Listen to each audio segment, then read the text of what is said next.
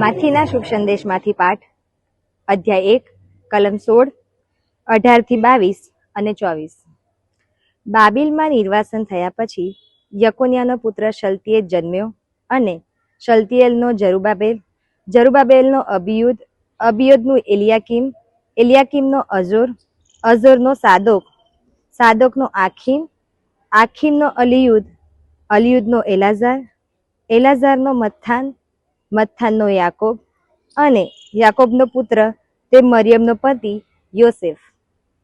એ મરિયમે ખ્રિસ્ત નામે ઓળખાતા ઈસુને જન્મ આપ્યો. હવે ઈસુ ખ્રિસ્તનો જન્મ આ પ્રમાણે થયો હતો. એમના માતા મરિયમના વિવાહ યોસેફ સાથે થયા હતા. તેમનો સહવાસ થાય તે પહેલા જ માલુમ પડ્યું કે મરિયમને પવિત્ર આત્માના પ્રભાવથી ગર્ભ રહ્યો છે. તેમના પતિ યોસેફ ધર્મિષ્ઠ માણસ હતા અને તેમને ઉઘાડા પાડવા ઈચ્છતા ન હતા. એટલે તેમની ઈચ્છા કશી હોહા કર્યા વગર તેમને છૂટા કરવાની હતી. તેઓ એ વાતનો વિચાર કરતા હતા. એવામાં એક દેવદૂતે તેમને સ્વપ્નમાં દર્શન દઈને કહ્યું, હે દાવીદ પુત્ર યોસેફ, તારી પત્ની મરિયમને ઘેર તેડી લાવતા ડરીશ નહીં. એને જે ગર્ભ રહ્યો છે તે પવિત્ર આત્માના પ્રભાવથી રહ્યો છે.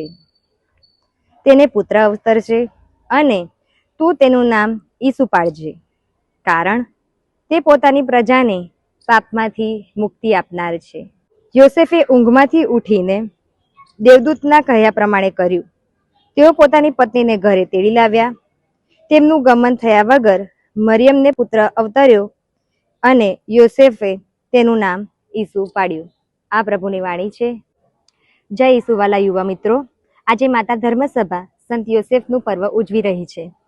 સંત યોસેફ એ આપણા જીવન માટે ઉત્તમ નમૂનેદાર જીવન જીવી ગયા છે. તેમણે આજ્ઞાપાલનનું ઉત્તમ ઉદાહરણ પૂરું પાડ્યું છે.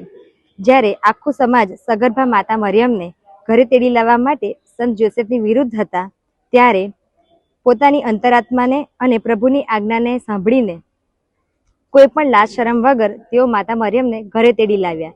તે જ પ્રમાણે આપણા જીવનમાં પણ ઘણી વખત લાજ, શરમ તેમજ ઉપહાસપાત્ર બનવાનો સમય આવશે.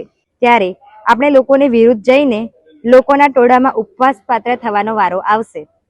ત્યારે આપણે જો યોસેફની જેમ પ્રભુની ઈચ્છા મુજબનું નમૂનેદાર જીવન જીવીશું તો જ આપણે ઈસુ ખ્રિસ્તના માર્ગ તરફ સાચા ખ્રિસ્તી તરીકે પોતાનું જીવન સાબિત કરી શકીશું. આમીન. જય ઈસુ.